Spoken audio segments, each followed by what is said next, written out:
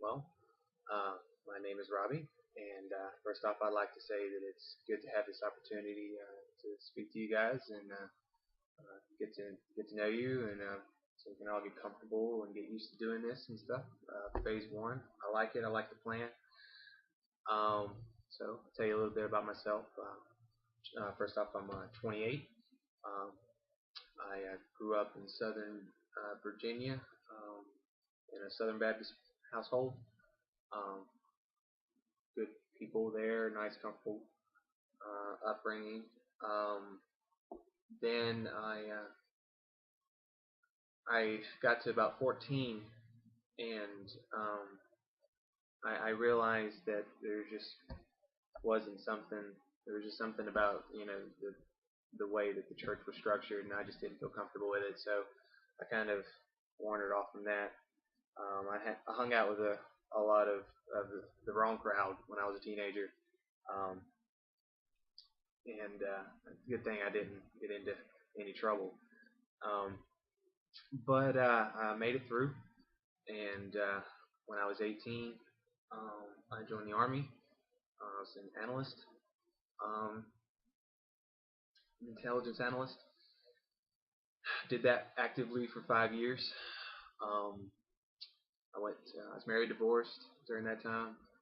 I went to Iraq. The funny thing about joining the army is I joined the army on September 6th, 2001. So 5 days later, synchronistically, the World Trade Center falls. So then, oh man, that sucks. But I made it through. Trying to keep positive attitude and all that stuff. Um, and so made it through a divorce and a deployment. So that was tough. Um, and then I lived in Texas a lot for most of that, and then I moved to Minnesota. Then now I'm in North Carolina, and I was going to a community college here, and I've always been really excited about finally getting to go to school and learning because I love learning. I'm just a sponge, I guess. Um, I think it's good for me. I think it's good to encourage it in anyone. So I dove into a lot of the stuff that really, unfortunately, in this world will not make you a lot of money. All that, histories and all that kind of stuff, and humanities and anthropology, and I just wanted to know so much, and I really made up a good picture of how the world works, and I took political science and international politics, yeah, not political science. Um, and so I was like, man, everything is the way it is, and then I consider myself atheistic by that point. I had went from Southern Baptist to agnostic, fuzzy area in there somewhere, and then at after I think it was 2008, I saw Bill Maher's Religulous, and if you've never seen that movie, it's a doozy. Um, it just really just points out all kinds of things that just doesn't make sense. And it's just, but what it does is it says leaves it up. Well, who knows? No one knows. And after that, it's like, yeah, who does know? And these are unknowable things. And I kind of gave up hope. And there was a while there where I didn't believe in God. And I wanted to, and it sucked. It was hard. I was even thinking about making a support group for other people who had lost God, because it was tough. Um, but my life changed in August of 2010, August 9th. Uh, August 9th, 2010, I, uh, I saw 10 hours of Ancient Aliens. And if anybody has never seen Ancient Aliens, the History Channel documentary on the evidence in our world's history that show that we've had alien contact, you should. It's really, really good. I mean, it it really just after watching the first season of that, 5 episodes, 2 hours piece, 10 hours of that in one day, my mind was blown. So the next day I had so many questions, and I dove into the internet, and I found a lot of answers, and it was a journey, and it fueled me, and for the next like four months, I'd say, I I spent at least 5 hours online researching, at least. I mean, sometimes up to like 13, 14 hours in one day, just watching YouTube videos, reading different articles and stuff, diving into it because I knew. And the day after I saw it in August, I just told I'm polyamorous. I have two girlfriends that I love very dearly. I've been in this relationship for 3.5 years. And I was talking to them. I said, I can't understand anything more important than this. I mean, I saw the history of the evidence, and I couldn't understand anything that could be more important than this. So I dedicated all of my time, that I wasn't in school really, to this, and then still trying to do all that stuff. Um, Doing pretty good. But I came I came across so much, and it expanded my consciousness and everything. And my first spiritual experience was in September. I saw Ancient Aliens August 9th, and then at the end of September, I had my first spiritual experience. And from what I think, I really don't have anyone, to kind of bounce a lot of stuff off of, but I think it was the opening of my heart chakra, um, and it was intense. Um, it there was like 5 people here, and we were all just watching movies and talking, and then I'm looking at something, and then all of a sudden I'm going through these sensations, and feeling like my heart is pounding just by me thinking about something, and then all of a sudden I'm crying, and I feel this energy flowing through me, and it was definitely real. It was definitely something. So after that moment, I knew that there was something else that I just couldn't see, and so I went from there, and I started meditating and actively allowing my chakras to open, and I could feel ticks and twitches and all kinds of stuff all over my body. It seemed to be very random, but I noticed they were in different places and things, and I can actually feel my body changing.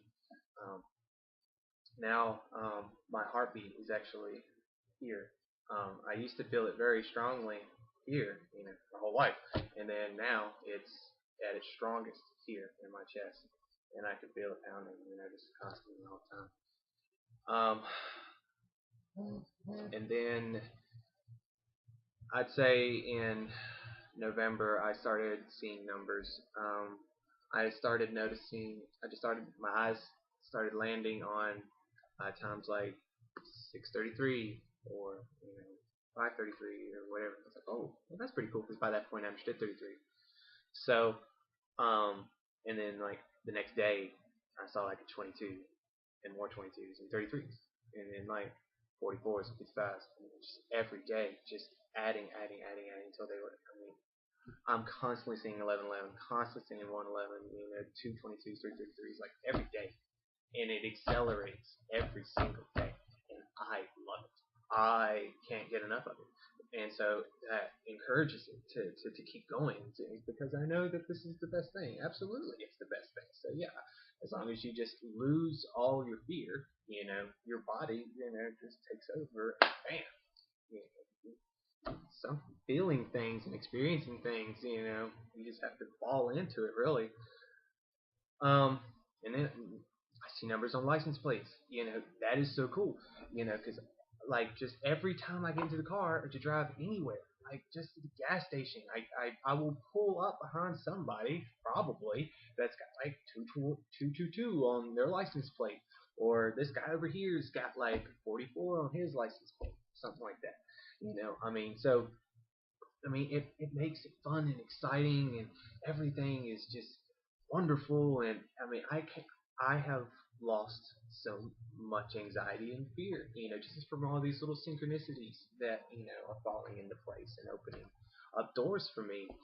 And that's exactly what the channelings say. If you just fall into it, it'll just take you with wherever you want to go. So just losing that fear and anxiety. And then in December, okay, in December I had another experience. I was taking a nap one day on the couch, and I woke up really fast, and I felt my heart beating, and so with when I realized my heart was beating, which is normal, and really quickly, it started moving around in my torso, that pulse. And so then I realized it was moving, and then it went out into my right hand.